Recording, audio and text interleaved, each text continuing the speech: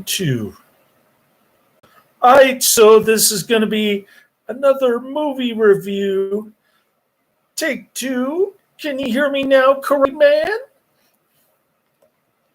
This one's called Marked for Death, 1990. This is going to be another Corey Man recommendation. Giving it 5 out of 5 stars. Love this flick. Love the movie poster. Steven Seagal, Marked for Death. Don't ask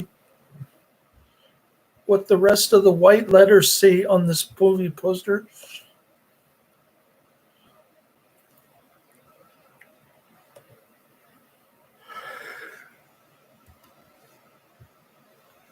I'm ready for a nappy poo. Marked for Death is a 1990 U.S. action film directed by the great Dwight H. Little. So if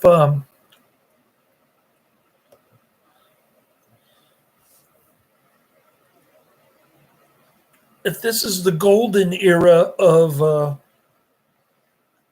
Steven Seagal's career, late 80s, early 90s, then the 2006 is the doggy poo era of Steven Seagal's career. Am I right? Marked for Death is a 1990 U.S. Dwight H. Little. He did Halloween 4, The Return of Michael Myers. Another great flick.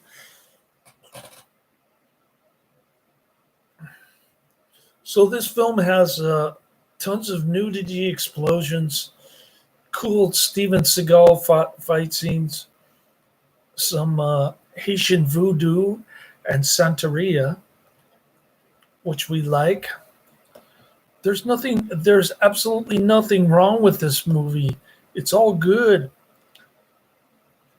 And it's way better than Steven Seagal's other stuff from this time period. The film stars Steven Seagal as John Hatcher, a former DEA troubleshooter who returns to his Illinois hometown to find it taken over by a posse of vicious Jamaican drug dealers led by Screwface. Does Screwface eat cats and dogs using a combination of fear and obeah, a Jamaican syncretic religion of West African and Caribbean origin similar to Haitian voodoo and Santeria? Screwface attempts to control the drug trade in Lincoln Heights, a small Ohio suburb.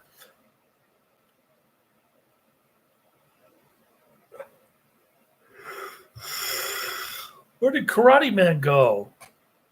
He told me there was no sound.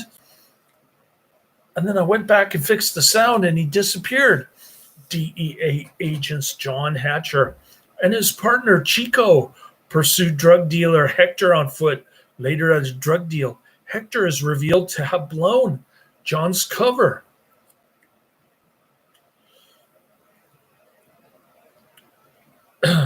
Hector is played by the great Danny Trejo. John and Chico manage to fight their way out of an ambush caused by Hector. During their escape, Chico is shot, and Chico is mortally wounded by a woman pretending to be unarmed. In response, Hatcher immediately shoots several rounds through the wall, hitting and killing the woman. Hatcher kicks in the door to her room and then realizes Chico's assailant was a woman and he has killed her. Hatcher gets Chico back to the car, but Chico dies as they leave the meeting spot. He returns home and he retires from working from the DEA. He visits his friend Max Keller, who is disturbed to see Jamaican drug dealers. He's coaching a football game and the drug dealers are selling crack joints, whatever that is, to the young teeny boppers.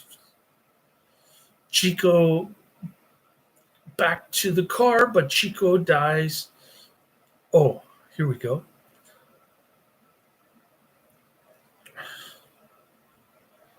Later at a bar, they see the dealers again and a gunfight breaks out. John manages to assist in arresting one of the Jamaicans, and responding FBI agent asks him to join the case. He refuses. Yeah, I'm retired. I'm done with that.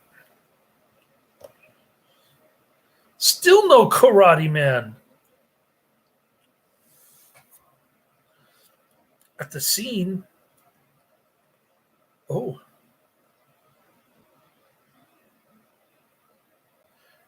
at the scene, a detective finds a symbol which an expert named Leslie Davalos reveals to be a religious icon to mark the crimes of a man called Screwface.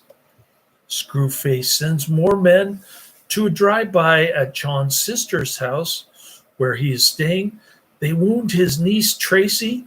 John interrogates a gangster he saw in the club shootout called Jimmy Fingers, but he refuses to help and John is forced to kill him.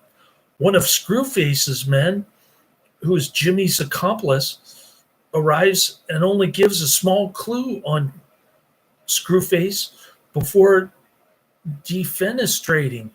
Upon returning to his sister's house, John finds the same symbol on a rug along with a cow tongue and a black cross nailed to the door. We like this freaky Santeria stuff. Leslie informs him that such symbols mark the person for death. John demands that the FBI provide protection for his family. Production company Steamroller Productions, distributed by 20th Century Fox. Release date October 5th, 1990. Running time 93 minutes. Country United States, language English. Budget $12 million. Box office $58 million. That's quite a return on investment.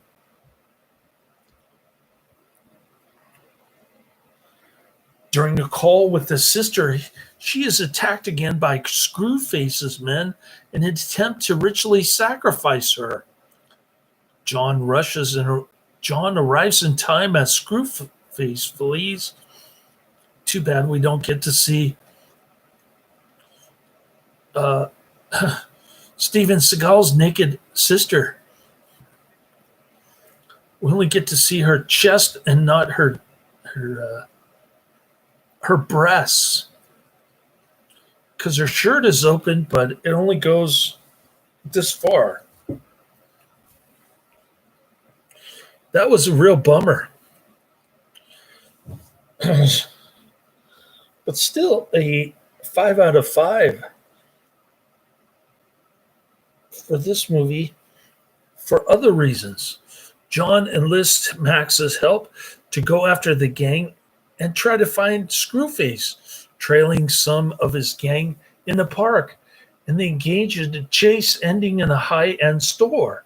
John and Max kill several of them, but do not learn anything about Screwface. However, Screwface manages to ambush John that night, trapping his car between two construction vehicles and burning it with a Molotov cocktail, but John escapes. Charles Marks, a Jamaican detective working with the FBI on Screwface's crimes, reaches out to John and Max and offers his help.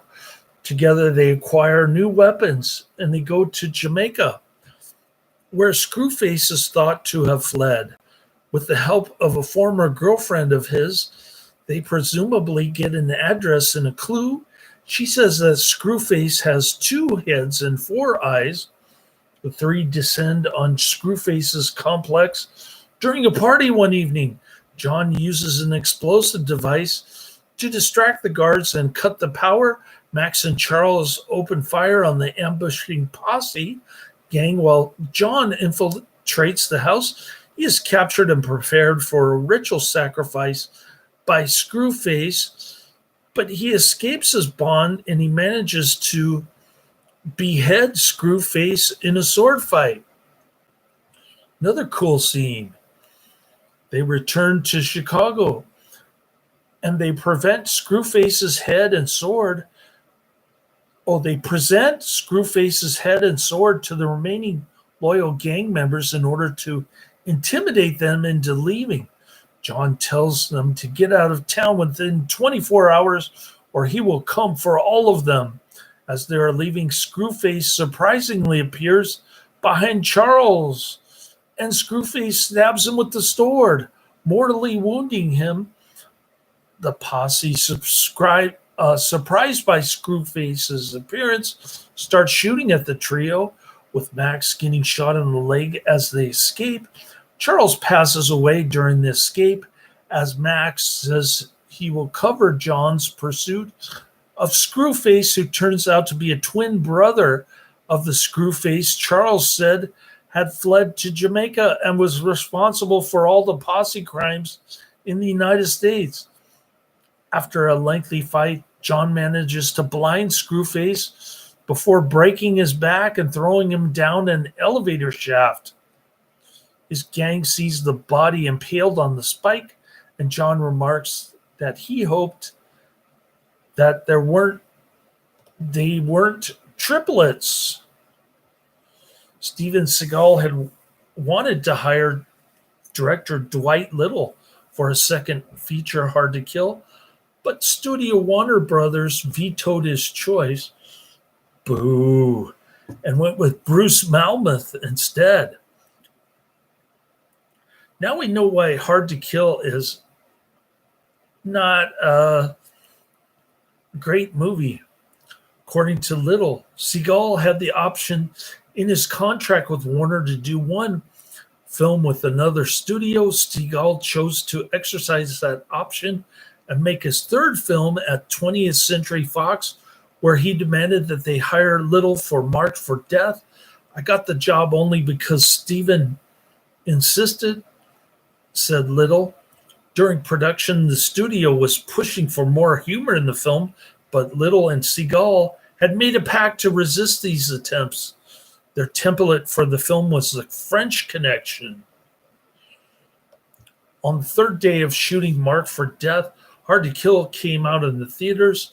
Dwight Little, it opened huge, and it stayed on top for a while. No one, including Steven, thought that was going to be a success, but it was, frankly, just based on his charisma and a couple of good action scenes. I was downtown shooting a scene for Marked for Death when suddenly I see these limos and town cars coming to the set. They were all CAA agents and producers coming out of the woodwork to see the next big action guy. They all wanted to talk to him. Of Seagal's martial arts, Little said, Steven is the only guy who does what he does in the movies, where you let your opponent's energy go past you.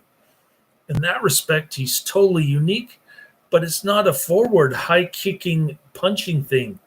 That's why I felt I needed some action movie stuff, like car chases, gunfights, explosions, and some old-fashioned cop stuff.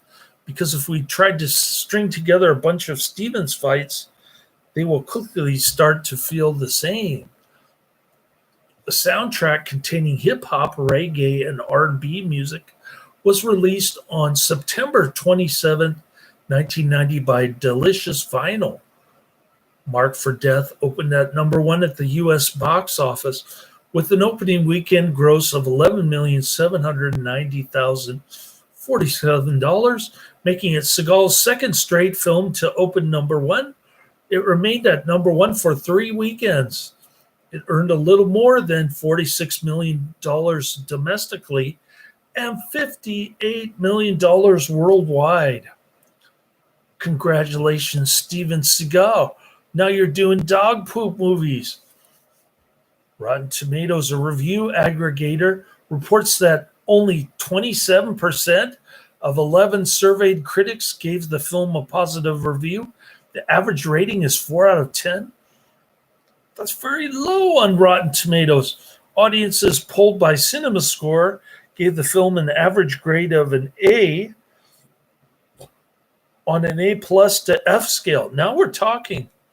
CinemaScore is always more accurate than Rotten Tomatoes. Both the New York Times and the Washington Post gave it a thumbs up, writing it was another solid Seagal action film in less than favorable In a less than favorable response from Entertainment Weekly, they wrote the film is partially undone by murky cinematography. The Chicago Tribune was very critical of the film.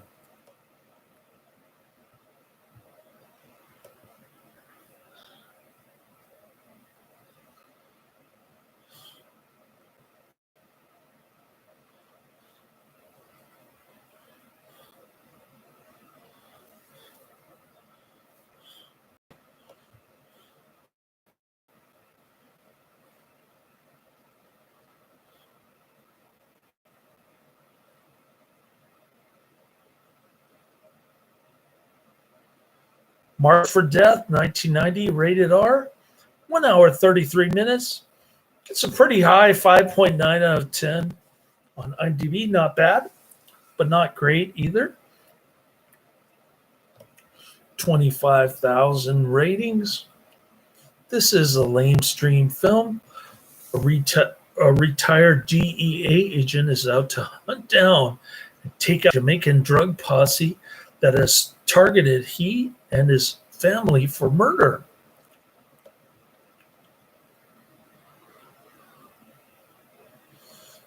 Oh, wow, wow, wow, wow.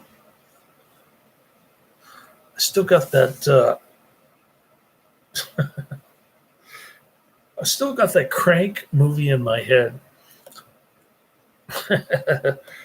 More like this, Hard to Kill, Out for Justice, Above the Law, and On Deadly Ground.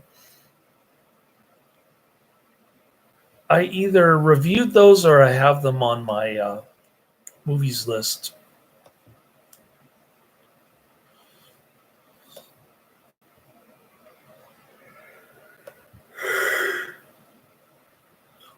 Because Karate Man is relentless with his movie recommendations. This was named one of the most violent movies of 1990 by the National Coalition on TV Violence.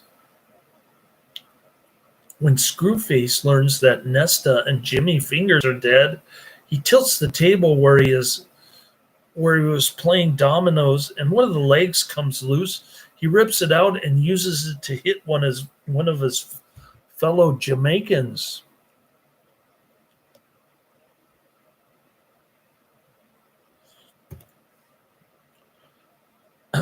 After his "I want Hatcher dead" speech, he throws the leg of the table to the ground. It can be heard, but in the next shot, the table has the leg again. Quotes from Max. Well, John Hatcher is quoted as saying, "One thought he was invincible, the other thought he could fly." Max says, "So?" And then John Hatcher says, "They were both wrong. The posse phenomenon is estimated to be a fraction of 1% of the Jamaican population. It should not detract from their country or the contributions Jamaicans have made to this country." Those are the crazy credits. You mean they don't eat cats and dogs? Prior to 2013, all UK versions were cut for an 18 rating with edits to an eye gouging, a back break, a neck break, and arm breaking scenes. The uncut version was passed with a 15 rating in 2013. This was edited into Malevolent 2002. Soundtracks: In La Casa, performed by Mellow Man Ace, written by Mellow Man Ace as Sergio Reyes, Jeffrey Forstein, Michael Ross, published by White Music, World Life Music, courtesy of Capitol Records.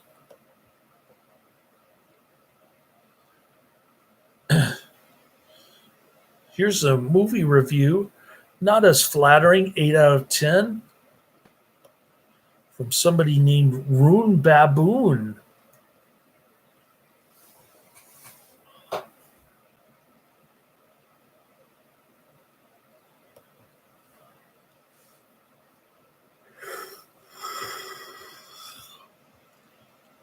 Marked for Death, Rune Bamboon review, Marked for Death, 1990, 8 out of 10. The title of Rune Baboon's IMDb review is a Seagal film from the old school. It's dated September 29th, 2006. You can split Seagal films into two categories: the early stuff, Hard to Kill, Nico, and the later stuff, Fire Down Below, Today You Die. The later group doesn't usually even get to the cinema, but the former has some real action gems. Marked for Death is one of them.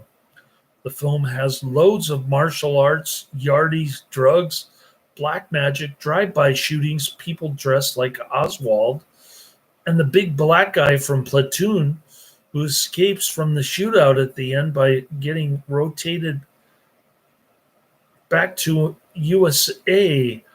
One of the things that ruins Seagal films is having too much shooting and not enough fighting, but the action is pitched just right here with still enough shooting thrown in to spice it up.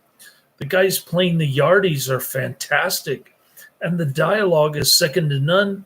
In fact, for those IMDb fans out there, like Luke Vibert sampled some in Screwface. Other than Seagal and the Platoon guy, the only person I recognized was Danny Trejo, Hollywood's default Mexican criminal. This is an action movie classic, folks. Watch it, or Screwface will get you 1,000 deaths worse than mine. Don't mess with Screwface, brother. Don't mess with the Screwface.